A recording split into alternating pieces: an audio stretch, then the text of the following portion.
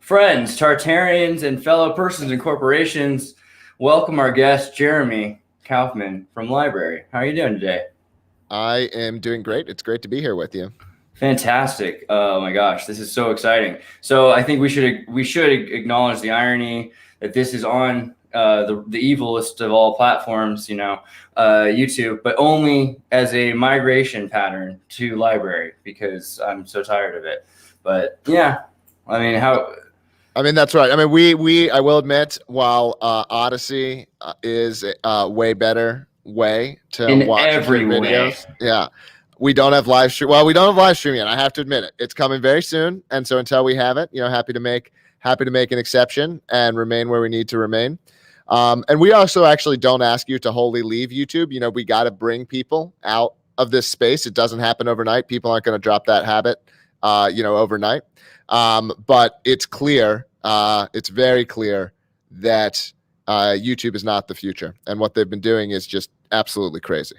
Yeah, YouTube is over because LBRY is here. And it's really incredible to watch the progress of LBRY into Odysee and vice versa, actually, because Odysee is, it's killing YouTube. But when you really look deeper into LBRY, it's doing so much more than YouTube ever could do. And it's incredible really to see like where it's going. But for those of you who are just looking for a YouTube killer, Odysee does it. Odyssee's incredible. That's right. That's exactly right. Yeah. So I guess I can explain that in a little bit because this is probably new for most people.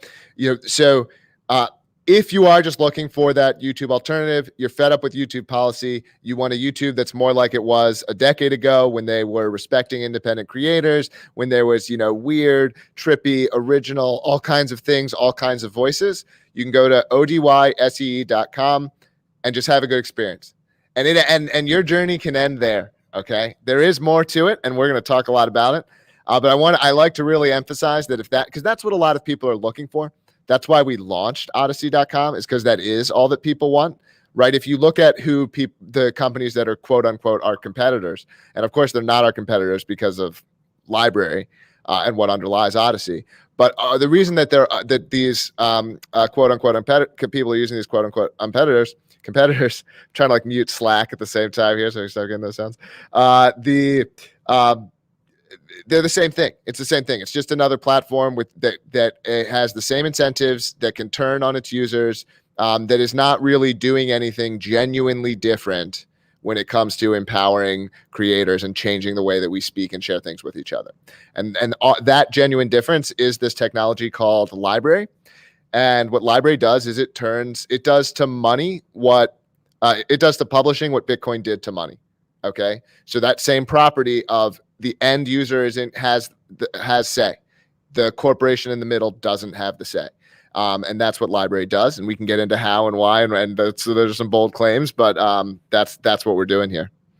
Well, yeah, no. So I've done a lot of research into the different platforms and found, like there's a Coke and Pepsi kind of difference between most of the ones trying to just be like YouTube. And that's the thing, looking for something that's based on transparency, based on things that we can look into. But do you want to maybe explain like what started you on the path of making this and how that you got into this in the first place? Like, why are you doing this? Yeah, totally. Although you hit on a good point that everything we do is open source and very open and very transparent. And that is another way we're unlike some of these other companies. But in terms of my journey to creating this company, something I say sometimes is that my third parent was the internet. Like I was lucky enough to have a computer at a very young age at a time when it was a little bit uncommon, not the most uncommon, but a little bit uncommon to have one.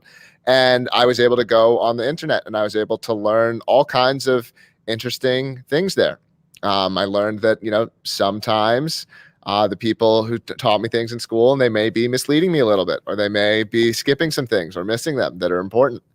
And it was the internet that taught me these things. And so I've been in love from a very young age. This internet where everyone had a voice, and it was a sort of like of the people internet. I think that the modern internet is essentially controlled by a fairly small number of companies, or it feels like it is. Versus what used to be this much larger diversity of websites, and there's more blogs back then than videos, but the same kind of idea of this independent and organic creation. And I think that's been lost. And I think that what we're building here is this network and this technology that brings that back a little bit, that gets these companies that are in the middle and doing all these offensive things, and it actually gets them out of the way. It makes it so that they're not really there. So let's get into that transparency, free software thing, because I think that's the biggest thing that people need to understand about trust in software. And why is it so important to me and to the world and to you that this is free software? And go on that. Yeah, so a common answer here, and I think there's value in this answer, is things about like security and trust. And I think these are valid answers and part of why free software is good.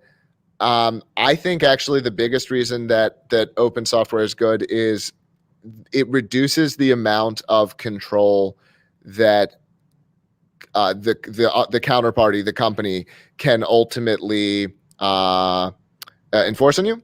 So because this is the standard pattern. I mean, this is literally, and I'm very familiar with the traditional VC space. This is literally the strategy, right? They say, we're going to provide a great product. We're going to provide it where it's like break even or losing money.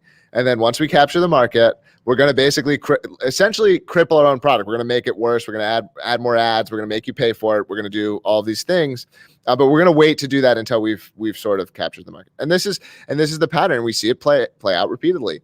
And so one of the things that open software can do is it can sort of make that paradigm harder to impossible, because when this, like, Odysee is, now I want to be clear, like Odysee.com, people, for the smart people out there, listen, Jeremy's spewing crap. Odysee.com is a website, right? That's true. Odysee.com is a website. Odysee.com is owned by a company that I am a partial shareholder of, but because it's all open technology, someone else could make an Odysee too, or someone else can make other versions, and all of that software code can be copied without our permission. Now, that doesn't mean it's complete content anarchy either. What the LBRY protocol and technology does is what you're actually doing when you publish to LBRY is you're publishing and you're saying, this is the set of rules under which my content can be accessed. Anyone who builds a service that interacts with this system in accordance with this rule, and that can be stuff like, you have to pay me. We're making these rules richer in terms of, whether you want certain monetization targets for your content to be able to be shared. Right now, it's largely like free or priced. But that is the world that we're building. There's really not really precedent for this kind of thing. This is the kind of system that blockchain enables that is genuinely new. And I don't know, man, it's really powerful. I'm really excited about it. I don't know what else to. That's the thing. Yeah, I feel alive. It's so great. Okay, so you've got like basically a working example of LBRY, which is Odysee. I mean, anyone could build something to use LBRY, but Odysee is a thing that uses it. Is that about right? Yeah. If your audience is like even just loosely familiar with Bitcoin, like LBRY is Bitcoin for publishing. Odysee is Coinbase for accessing the publishing, right? So like someone else can compete with Coinbase, right? But it's still using Bitcoin. Odysee can add features that aren't part of the protocol, right? Coinbase has features. Coinbase gives you a price alert about Bitcoin. That's not part of Bitcoin. That's part of a service built on top of Bitcoin. So same kind of dynamic here, right? Where LBRY is this technology that enables this publishing in a way that allows much more control.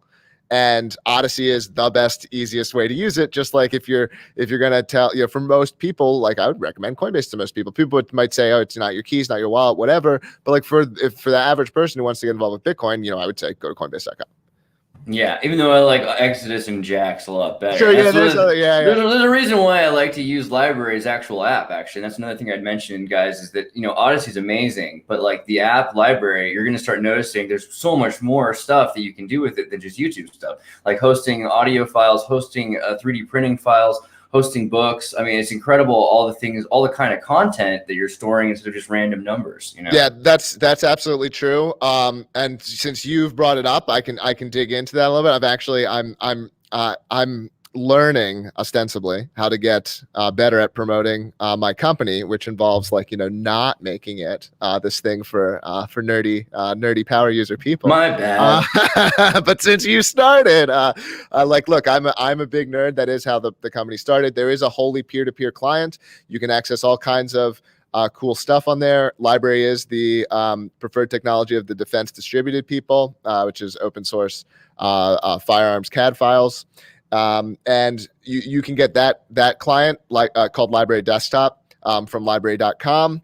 And that is a way that a decent amount of people choose to access LBRY, right? So if you are that kind of desktop computer user, power user type, definitely want to check out the desktop client. And you can actually use that client, right? Odysee.com, it's commercial. We track your usage. We do analytics. You can use the desktop client and you can access content completely privately.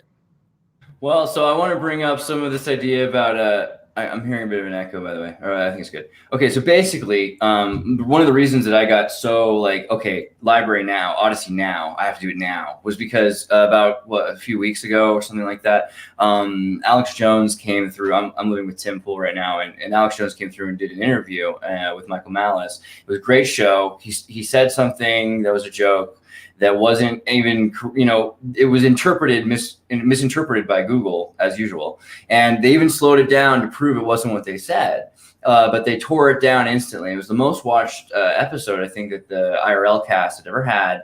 And, then they said, okay, what if we remove that one scene that you're saying is a problem? I mean, even though you're wrong about it, let's just, let's be amicable. And they said, we'll get back to you. And they never did. Yeah. But in the meantime, everyone everywhere that was like sending that file to people, putting it on LBRY. And so Odysee became a place where you could watch that. It was the beginning of, the digression, one fork in the road where YouTube is starting to say that we're in the Soviet bloc, and behind the Silicon Curtain. And the other where it's like, wow, there's this other path full of the Fourth Estate and freedom of speech and protections of that. Yeah, that's exactly right. And luckily, Tim was already publishing to LBRY. I think he has tens of thousands of followers over there. He might be hitting like 50,000. I don't know where he doesn't even realize it yet. We're working on getting him to understand the values of it. Same thing with Adam's all excited now. Adam Krigler, Adamcast, like they're starting to see the value of it and the danger of not using it. And I think that's huge.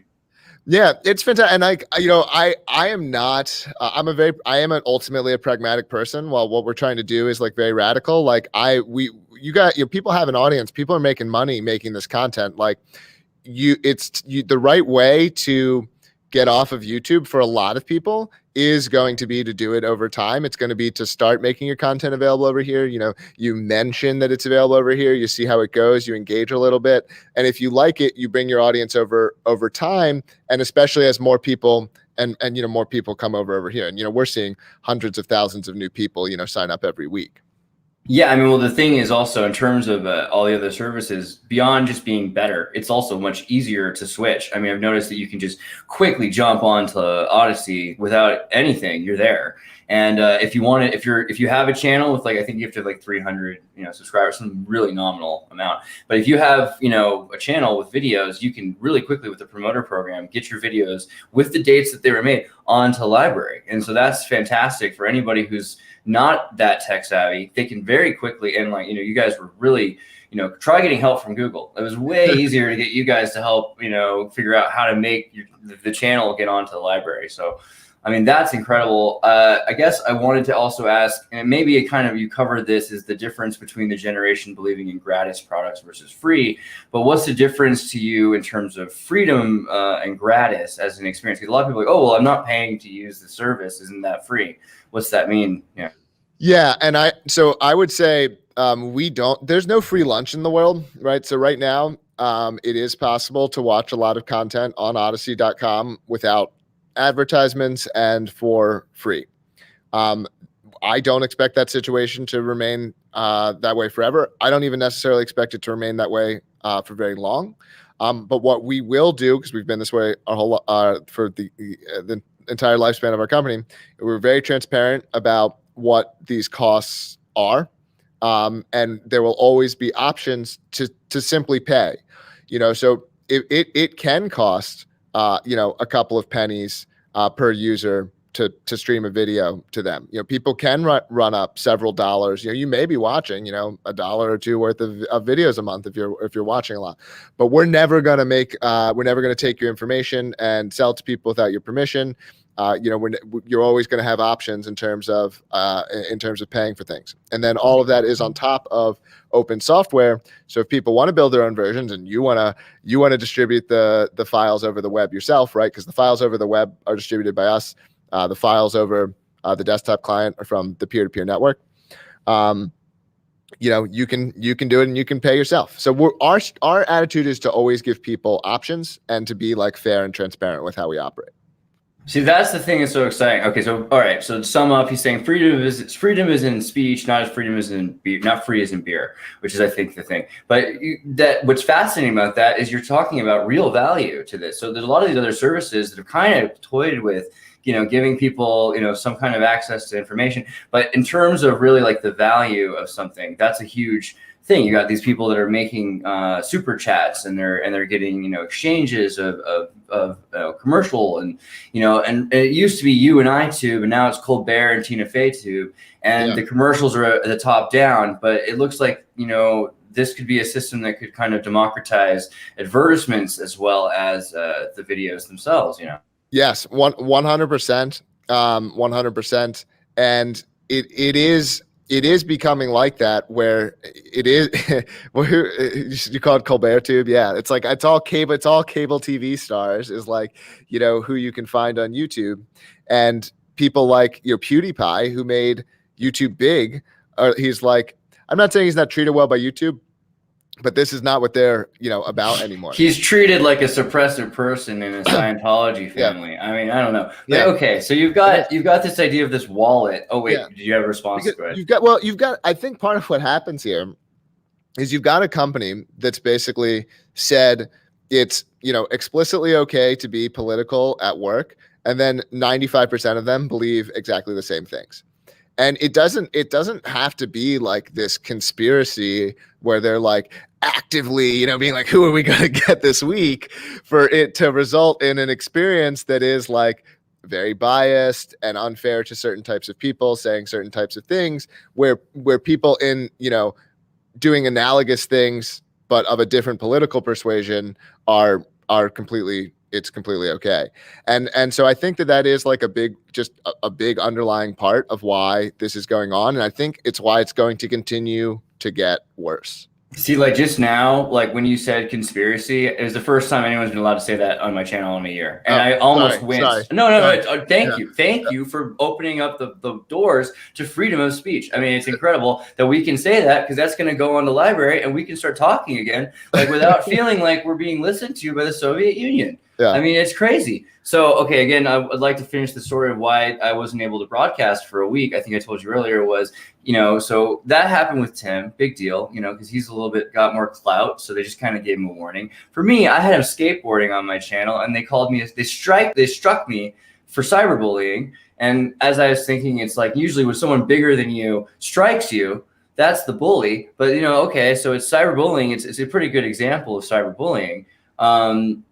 But the video still remains on LBRY. And so my wonder is, you're saying, okay, so this stuff is on there. What happens if LBRY gets, investments from In-Q-Tel, Black Cube, Venrock, any of the same people that put their money into Google and Alphabet, like, and you're talking about permissionless and censorship resistant. What does that really mean in terms of a technical specification? Yeah, well, one, it means that there is a technical specification. So it's I don't know if you were teeing me up there, but it's all fully specified at libry.tech/spec.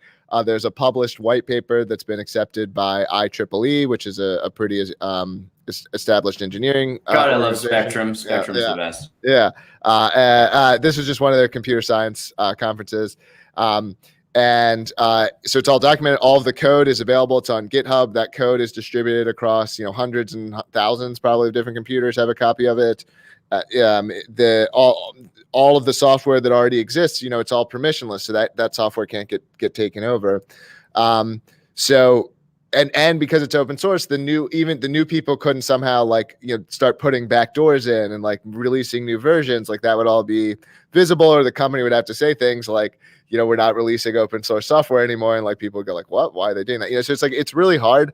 And should the company ever become co-opted, then everything is there for it to be picked up by the community. There is also a separate nonprofit called the LBRY Foundation. They actually are they run our community chats, and that organization is governed by the participants of that organization. And they're also logical group of like, there's developers over there, there's people there who would be the logical group to like step up and pick up some of the reins if corporate LBRY, which I am. LBRY Inc. is a for-profit corporation. Like this is a company that is definitely of ideological interest to me, but it is, we believe we are going to make money, creating it and through the LBRY token and all these things.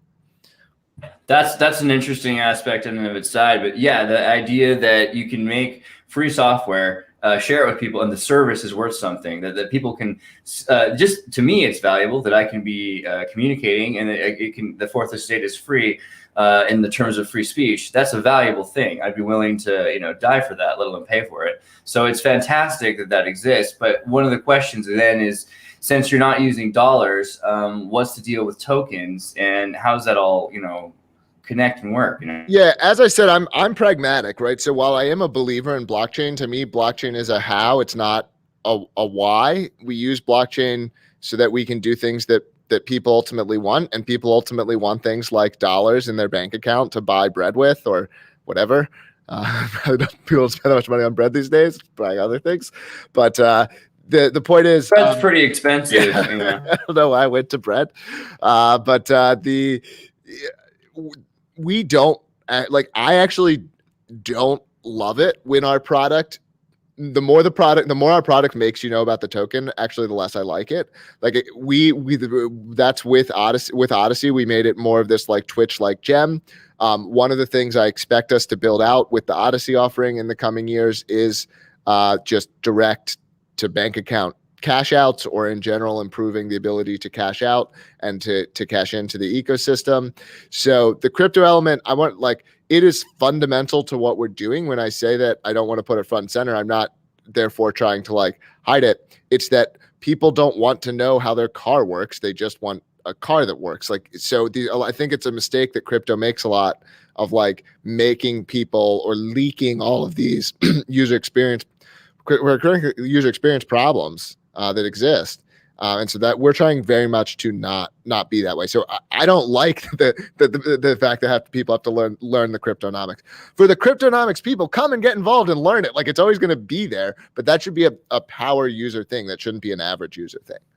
That is a thing, so Tim, for instance, a lot of people, they don't understand it, and they think it's like a Ponzi scheme or something like that. How would you describe how it's not, maybe? Well, in terms of it being so scam versus Ponzi scheme, I mean, like, you can take the token and just convert it to money. Like, if you're earning in the token, like, you don't have to hold it. You can get paid right now. There's been an ability to get paid, for years, right? And all of the balance sheet of how all that works, it's all completely transparent. Like, there's published reports, you can see it all.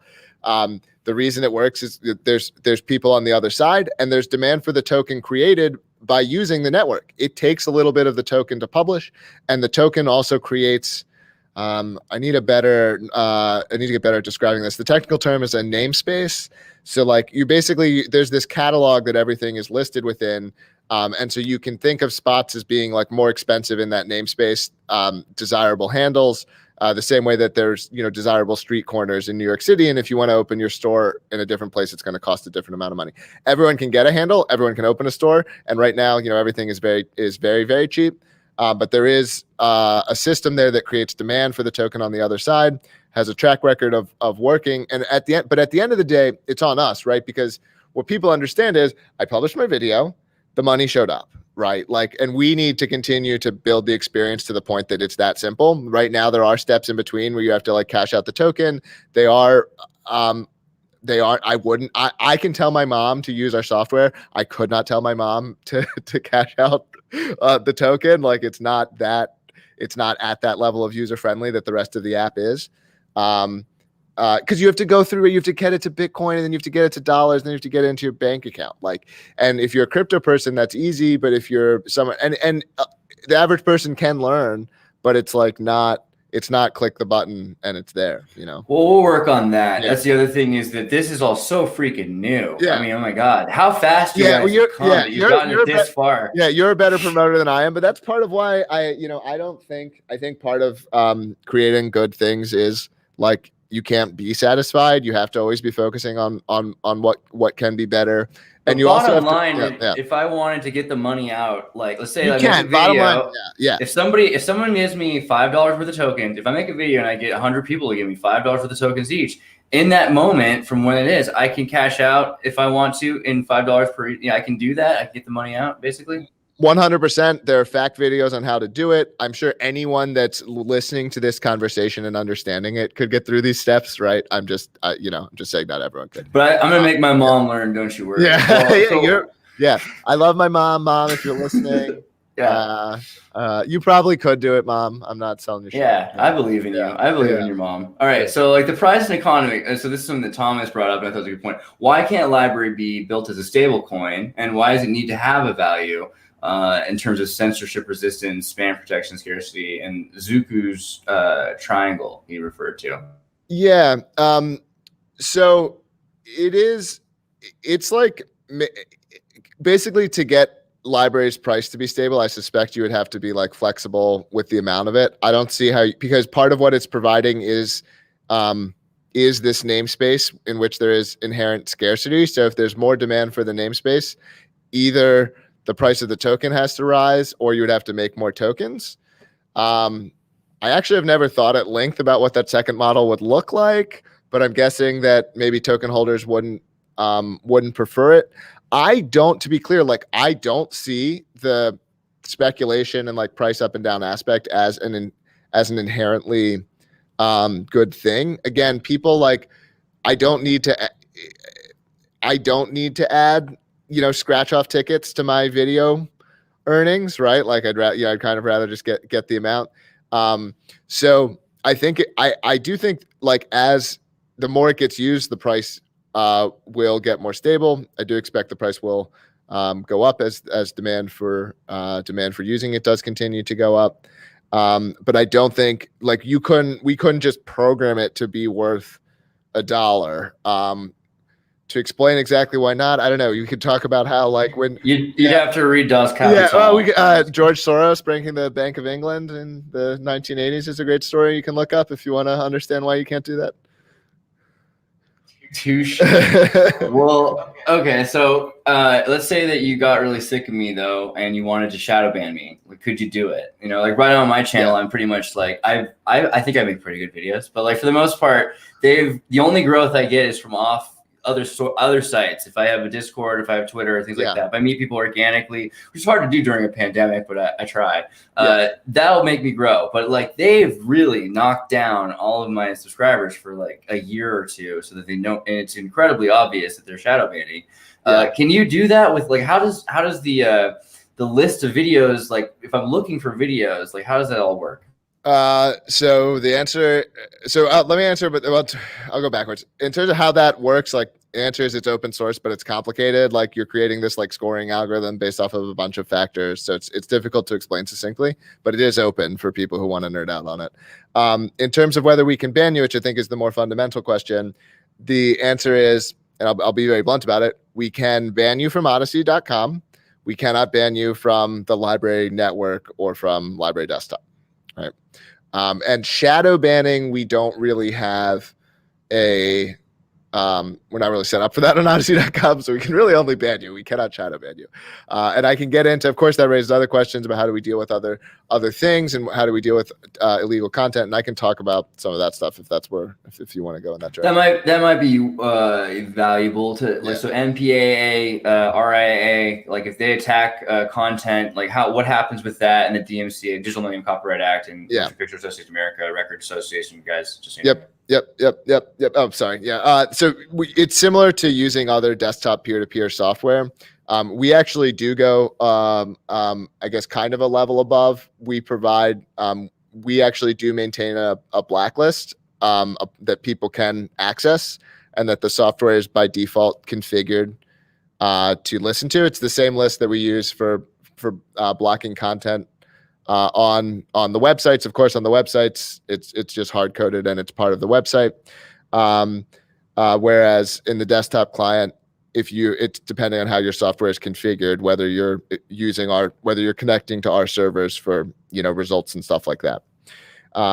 So it's basically, the end result ends up being something a little bit similar to BitTorrent, where basically if people are willing to host it, it can continue to remain available, but people would have to be modifying their software to use it in violation of copyright law. And there would also have to be people willing to break the law on the other side. Thus far, we have not seen the software used very much for sort of like things in this capacity. Yeah. So, I mean, and also you mentioned earlier about kind of this, the street corner versus the tower. If you were in the same place, what's up with squatters and URLs and hashtags and how you're working on that? Yeah, it's similar to what does it this way? Maybe Steam, where you have multiple people can have the same handle, right? So you get a handle, a channel. We call them channels, but they're handles. That channel is permanently yours, but other people can get the same one. Okay, so in the same way that these gaming systems tend to do it, I would get Jeremy, but it would be like #A or #6, right? And so if you want to address this specific Jeremy, you're adding some other like ID fragment, but anyone can get Jeremy. So we do the same kind of thing, and so these kinds of handles are basically they're almost free. They're the cost of including a transaction in the blockchain, but they have no other cost. The cost of getting a handle right now would be like a fraction of a cent. The handles that are there are also handles that don't have these fragments attached. This handle is assigned via basically this community system that involves the token being staked. So you can stake the token, but also other people can stake the token. So it allows the community to kind of reach a sort of community consensus. If a name is ever under dispute between, two different parties, it can other parties can be involved. But this system, it allows answers to be resolved in an entirely decentralized way, without our company being required to, or any one party being required to assign and hand out names. I do want to emphasize this part of the system is all completely optional. You'll see it as the top result. So when you type in like words or search terms in the library clients, in the library apps, you'll see this top result. And that top result is the item that is basically the community consensus for that name or for that word or for that term. And then there's a sort of normal search results below it. And competing over that top result is handled via the token. Let's say that the Open Societies Foundation, as an example, like George Soros makes a library account, and they put that somebody else makes one as well. Can they control? Like, can they have dominance? Can they pay extra to have the name? Is that how that works? Like, can someone, like, in terms of the priority of the name, like, is it like CNN 1 versus CNN 106? Like, how's that? Yeah, there's not really any ability for like one wealthy party to like actually push or crowd out other people from the network. And remember, these names, like, there's literally no requirement. Like this, what we're talking about is like sort of like one additional highlighted result. So there's always going to be your URLs, like the link to your channel, like that is always yours. That never breaks. It never stops working. The URL that you've been giving out like never changes. This is a sort of, just additional discovery method where there is some competition over it, but it is not something that's ever required. Like, you're not going to lose your followers. You're not going to lose the ability to publish, even if at one point, I owned the name Jeremy I was the number one Jeremy in the entire world. Right, like there's a lot of Jeremys, right? It's okay. Like I'm no longer the number one Jeremy. Now I'm the number 3 Jeremy. Like I still have my followers at at this account. Nothing's gone everywhere. Everyone still sees my content. It's just like this one result. Hey, I'm no longer the number one Jeremy in the world. I mean, my ego can handle that, I think. I don't think CNN's can, but that's amazing. But that would mean that CNN's name was worth more to whoever than it was to CNN. Like CNN, it has money, right? Like they're not. It's I think it's a relatively unrealistic scenario that this wealthy person is going to wealthy people don't go around just like kicking poor people over, right? Like they're not going out. They can be not self-aware, they can be like callous. They're not generally like going out of their way to just hurt people. At least that's what I believe. I don't know. All right. And so that's the scenarios we're talking about. It's like, I'm going to go take this name away because I have all this money from this, from this person who is, you're just a villain. Like, and so people aren't going to spend like hundreds of thousands of dollars to like kill someone's puppy. Like it's just that the amount of people with that kind of psychology is not that large, and they don't tend to not be rich. Well, for the people I used to work for at CNN who bought my old domain name, I mean, there are some crazy things out there, but yeah, I like the way you built this. But that's a great example, because in this scenario, they can buy your domain name, it for $10 just to spite you and just hold on to it. Right? In this world, like if they bought it for 10, you can be like, well, that's worth 100. Okay. And like they would have to keep matching you, right? And you can get it back.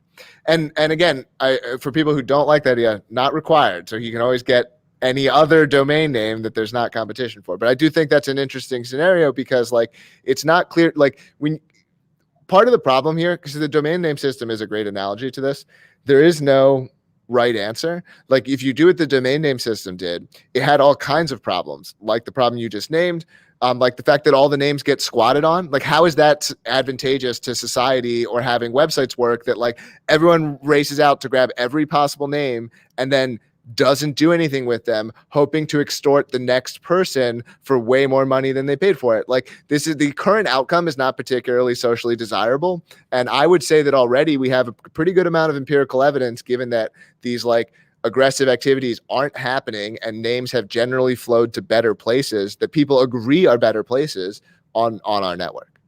That's definitely my experience so far with my name on LBRY. It's been, and I asked, and it made it very convenient for me to like have my name, and if I wanted to, I could have a backup channel with my name. I mean, that's amazing. I kind of wanted to circle back around and ask a question that's kind of devil's advocate here. Why not just control everything like Alphabet and Google? What are the downsides to that, and why are you against it? Why are we against it? It's not my nature. It would probably be the most like fundamental of reasons. Like my nature is to be fairly anti-authoritarian. And so I built a company like taking on the largest of authoritarians, because I'm the kind of person who also has the psychology to like shoot rocks at Goliath. And so you need to have both of those properties to be here. Like, this is, as I said, this is a company, like I do think I can make a lot of money building this company. It is a serious business effort, but I've had success in business before this. I think you can be successful in business in a lot of different ways. And I wanted to build a company that I really cared about building. And so that's a big part of why, and other people here, I want to be clear. It's not like this is a project where there's all kinds of community members who share these values. The people who work here share these values. And so we have a collection of people who tend to be like anti-authoritarian, pro-freedom, pro-sharing, pro-personal choice. And so that's the resultant, vibe of the company. The Goliath metaphor, what a mitzvah. That's exactly how I feel. I appreciate it. Okay, so well, in terms of proof of payment, no system can strongly enforce digital intellectual property rights, especially a decentralized one. You've got this kind of idea of decentralization, but Odysee kind of has to test the waters by centralizing it. Is that the deal? Something that I've said before is that the more centralized LBRY gets, the more people like it. Odysee is basically just owning up to that and trying to basically we kept having these brand issues because LBRY is intended to be this decentralized, evolutionary like protocol that's not controlled, that's not opinionated, that's apolitical, that's not making choices, and then but we saw that like what people there's a lot of people that are hungry for like a brand that just works and just does some things and don't care about some of the ideals. And so we're just owning up to that. We still have that decentralization ethos at our core. That's all going to be done under the LBRY name, and then under the Odysee banner is going to be the indie YouTube alternative. It's just a place to come and have fun. And oh yeah, there is crypto, but that only comes up when you really start getting into it. What about seed truckers and decentralization in the future? Do you think that there will be other things to seed besides Odysee? Do you think there's going to have more of that as an incentive? For sure. I think that we will be, because also one of the things we did with Odysee is we said this product is for videos, whereas the LBRY network is for other types of content. So I expect that you'll see apps that are getting more specialized coming out probably as soon as next year. And I think there will also be, we would like to do more with economic incentives around the data network. There is some stuff for that there now, but not enough. And we would like to strengthen the network via some things there. Epicus. In terms of, let me look back at this actually. So I had a question here. Okay, so in terms of, well, actually, we kind of answered that one too. Not bad. Okay, archival of data. What happens if a video hasn't been watched in a really long time? What happens to that video? Yeah, so that relates to some of what I was just commenting on, although I wasn't going here directly. So LBRY does not promise that content will remain available. That's not a promise that it makes. There are some economic incentives for data to remain available, but there's no. And by the way, also, anyone who says that for a fixed price, I can guarantee this content will remain available for like all time is clearly lying to you, right? They're clearly lying to you. Clearly, yeah. It's not possible. And in every example so far, they've taken it away from you. That's the thing I've seen. Yeah. So It's not just lying to you, they're proactively deceiving you. Yeah.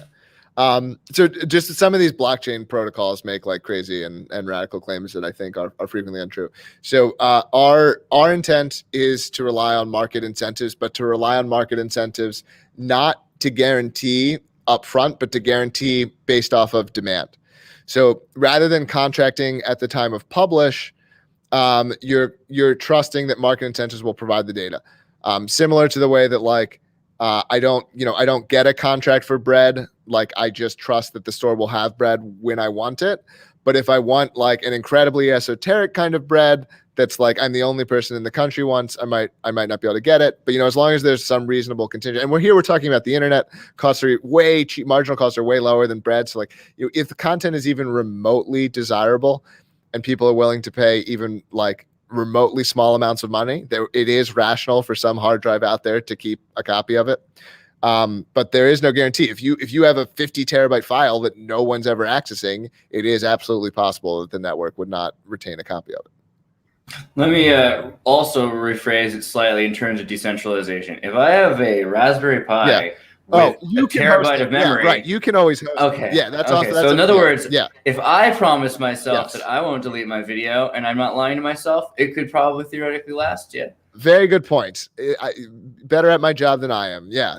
So it's you. Yeah. Someone else. If you want to host it, it's not going anywhere. Whether other people will host it, no guarantees. Yeah, I mean I like honesty. I mean, I wish any other company had ever tried that. I would have gunned for them a little harder, like I'm trying to do for you right now. In terms of futurism, not just in the transhumanist experience, but in terms of the LBRY's live video, in general, like things that are coming. What are some of the things that aren't done yet that you guys are working on? What are some of the things that you're gonna start working on? And yeah. Totally. I'll try to do this roughly by date, but then I'll mess it up. iOS app coming out very soon. There's going to be some testing of that. Testing has already begun. There will be a public link that people can test. I actually think it's going out to our Discord today. Excuse me. So if you want to join our Discord at chat.libry.org, it's going to come out today. The first beta. We have transcoding coming out, so basically better handling of files for lower bandwidth, lower bit rates. That's going to be coming out before the end of the year. We have all kinds of other app features, smaller stuff. Playlists are coming maybe this year, maybe beginning of next year. There will be an Odysee Android app coming out, although you can still use the LBRY Android app in the meantime. The Odysee iOS app will be the first time we're finally on all platforms. Bigger picture, longer term, I've talked about a couple of these things, but it's more advertising and compensation options for creators, for people who want to get paid that way. It's better payment, payout, onboarding, offboarding. This stuff is all going to come, sometime into next year. But these are the bigger picture things that we're going to be working on. Oh, and I think I skipped this because we've already kind of talked about it, but live streaming is very, very much on our radar, and we're trying to get that out as soon as possible. But the transcoding stuff is actually set up for is a precursor to live streaming. So we've got to get the transcoding live, and then live streaming is coming behind that. Yeah, I kind of want to emphasize as we orbit back around live streaming, because I think that's a big thing for most people that they're interested in. And you kind of just explained it, but maybe you could kind of elaborate on the technical difficulties that LBRY is trying to overcome. What are some of the things that are keeping you from doing it, and what are some of the things that you need to be working on in terms of transcoding? It's actually largely economics. If we were willing to just pay a third-party service like pretty expensive rates to just put live streaming up, we could probably still get it out before the end of the year. We're looking to make sure that we can do this at scale, that we can support. Again, we have a million people watching videos every day, sometimes more. So it's something that we need to make sure we can actually do at an affordable price and all this. So we have to basically build out some pretty serious infrastructure. Now, the infrastructure for distributing videos is already there, but for live streaming, there's just a bunch of additional stuff you have to do in terms of like receiving the file, and timing gets more important, in terms of how you're pushing it out, and there's more things that can go wrong. And so you've just got to like modify things for this use case. It is going to be there. It's not going to it's probably not going to be there this year. I want to like dream. Dude, it's December, man. Chill out. It's almost Hanukkah. Just relax. No. Never relax. You got to keep building.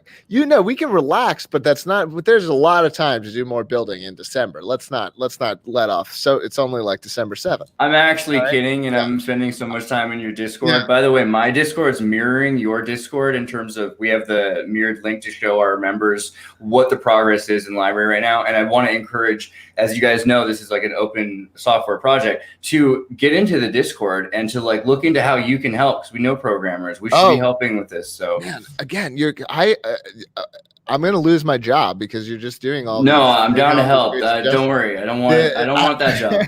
But that's absolutely true. That you should come in and contribute. We will also give you the cryptocurrency for contributing. We try to recognize our contributors, tweet about them, all kinds of other things. More than 200 people contributed last year. Our repos are in good shape. We have README standards that are strict and enforced to make sure that our software repos are easy for people to set up and get involved with. We're very much have like an open source culture, and so you'll have a good experience coming and contributing to our company. Dude, it's so fun in there. You guys don't even know. It's like pizza but digital. So in terms of like everything that you're building and everything that's happening, and I kind of just mentioned that and you've introduced them how they can start to get involved and help. What are some of the things you're looking for? What are some of the ways that people can start if they're can help? Like Yeah. So I'm going to guess that the most common archetype here is like people who want to do like front end UI app work. I think it's one of the easiest places to contribute, and also one of the places where you really can contribute and make a difference. And so that's one, if you're an app developer type person, literally anything, like you're using the app, like it's all a nice, clean React app. You can come in and modify it and make like little tweaks or little improvements. This is honestly, it's one of the most common contribution where someone is just like, oh, like I noticed that the bullets, on text posts, weren't presenting well, and they just like fix it. Right. This is obviously a small thing, but a beautiful product comes from lots of these small changes. There's deeper backend code in Python. There's a little bit in Go, and the blockchain is in C++. So if you're involved in any of those, you can get into there.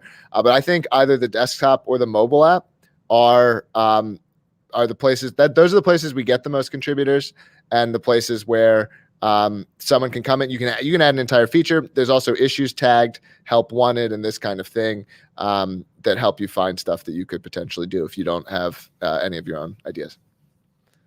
And in terms of even like other open source projects that are working, like, the Matrix protocol, interplanetary file system, et cetera, et cetera, et cetera, do you think that there's room for them to work directly with LBRY to kind of build this future? And is that kind of something that could help in terms of this live streaming, et cetera? Yeah, totally. Matrix is just chat, isn't it? Is Matrix involved? No, Element is okay. So Matrix is like a self-authored passport, so that you don't have to have someone centralize the creation of passports. Okay. Right now people are logging in with Google. Minds.com, they've got their system for gatherings, and they're doing live streams as well. Interplanetary file system is the one that really seems like, Okay, yeah, I know. Yeah, sure, I know IPFS.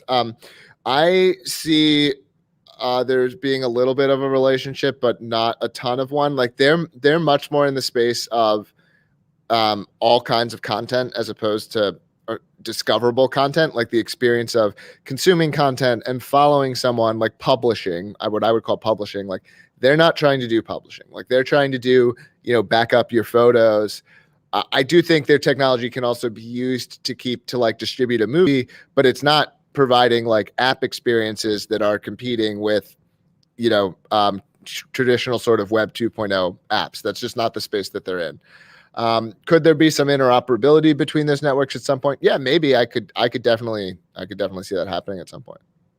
It's interesting, you guys are like the Lone Star Ranger in some ways. It's quite romantic. So I'm gonna look at some of the questions from the audience. We've got Baked and Awake here. One of the questions he asked, we got a couple. What are LBRY's plans for 2021 for a push for public awareness? And will we see marketing on other platforms? And this is backed up by actual experiments, because we have done some traditional advertising just to kind of understand how it performs.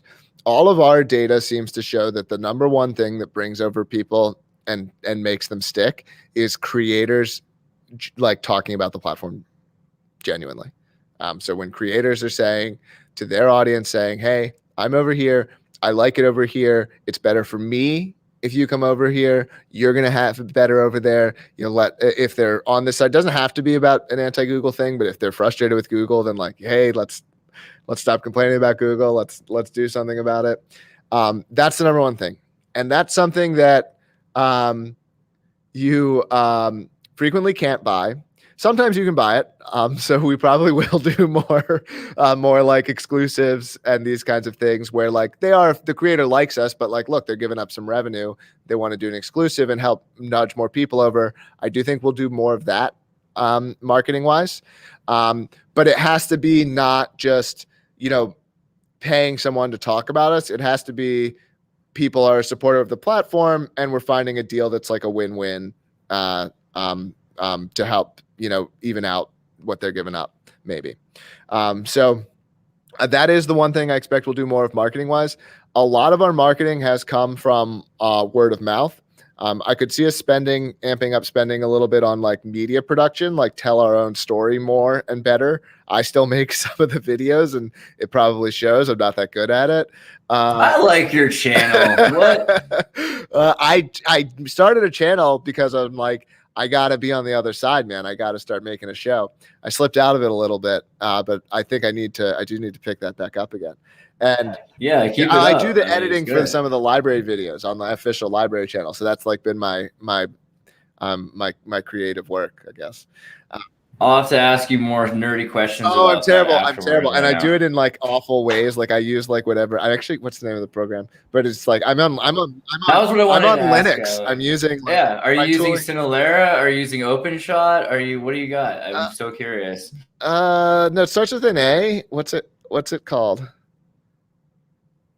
I don't know. I forget too. I don't know. Anyway, So more about getting the word out. Let me get back to the main point. Like, I don't think that just like buying ads on YouTube, unless it's like super targeted over some really specific thing, that's not how we're going to get big.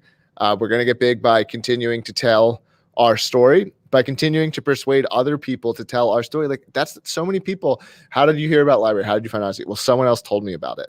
Like, if we continue to do a good job, like making a great product, being genuine, doing interviews like this, doing things like this, when we are able to persuade people that what we're doing is like actually different, then they will go and talk about it. And that's how you can really achieve mass success, more so than like, just paying to get it in front of someone for 10 seconds. Absolutely. I mean, that's the thing about this moment here. It's like I've been personally scouring the earth to find something like this. And so I think it shows, in a social media kind of, these kinds of things I think are more, I'd hope are more convincing than just, Paris Hilton saying, you should use LBRY without knowing how to even say what it is, Yeah. I think that moment could come eventually, maybe. Oh, it's fun to have. But we're not there yet. Yeah, we're not. The point is, you're putting the money in the time into making the software right now, and that's the right place to put it. That seems right. It is time though that we amp it up a little bit more on the promotion side. I want to be clear. I'm not saying that nothing is changing next year. Like, there's a metric that I've tracked for 3 years. Basically, the sort of rate-based retention of people that are willing to share their data, of course. But how often does this person come back and open it again? How long are they using it for? And this kind of thing. It's the best it's ever been, and it's finally at a stage where it's like it really does start to make sense to be really focusing on acquisition.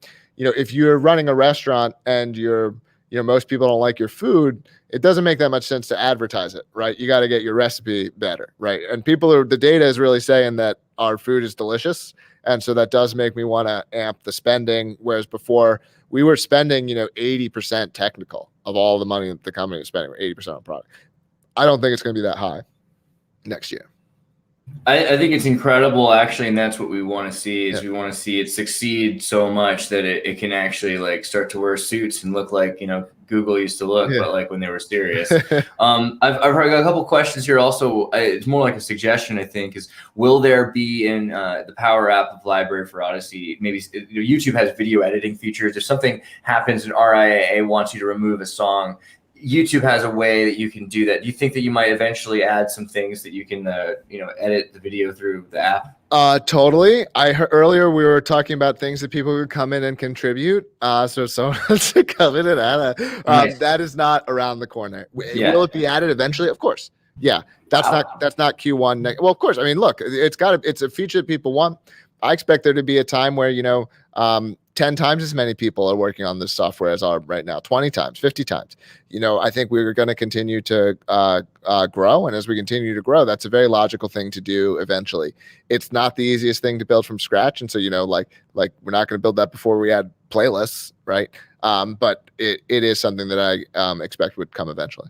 Man, instead of saying no, that he says, of course. That's of amazing. Course, I mean, yeah, it's real. So, I mean, that's cool. I mean, the thing is that they're actually going to make that happen eventually, but they're going to do what they need to do on the way there. Is like, I mean, that's how you make sure that that you win the race. I mean, that's awesome. So, okay. So it looks like, Odysee is a solution for people that need that YouTube killer. They need that YouTube disruptor. But the future for power users might be even more bright than anything else if they use LBRY, the Power App. So in general, they should check out both. If there's a channel or some things that, for people to keep up on this on LBRY and Odysee, like, would you recommend where they could start like looking into videos on this? Well, follow LBRY on LBRY is that's where like all of the company updates go out. The company itself is probably the most active on Twitter if you're looking for like day-to-day, sort of social updates, although we're also very active on our own LBRY channel, post probably about once a week, maybe more.